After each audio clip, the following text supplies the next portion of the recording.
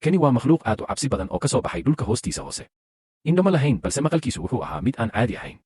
Isla marka uu maqlo dhawaaq yar, makhluuqyadani waxay furan jireen daankooda ilko buuxa ah, waxayna weerari jireen wax kasta oo nool. Si ay bini'aadamku u noolaadaan, waxay ku qasbanayeen inay gebi ahaanba iska ilaaliyaan samaynta wax dhawaaq ah.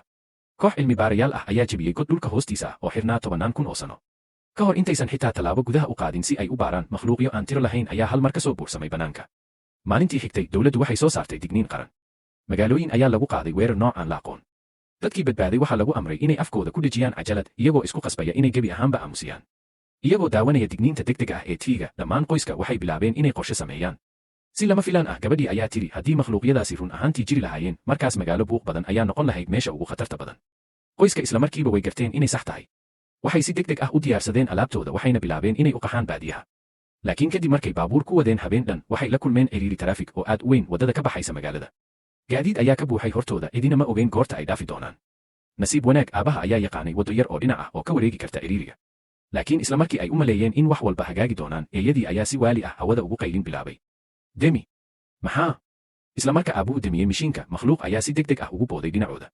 Laakiin qayladii eeyadu ma istaagin. Halkii waxay soo jiidatay makhluuqyo kale oo badan. Waxay si istaba joog ah ugu dhaceen baabuurka, waxayna dabooleen muraayada hore dildilaacyo aan tiro lahayn.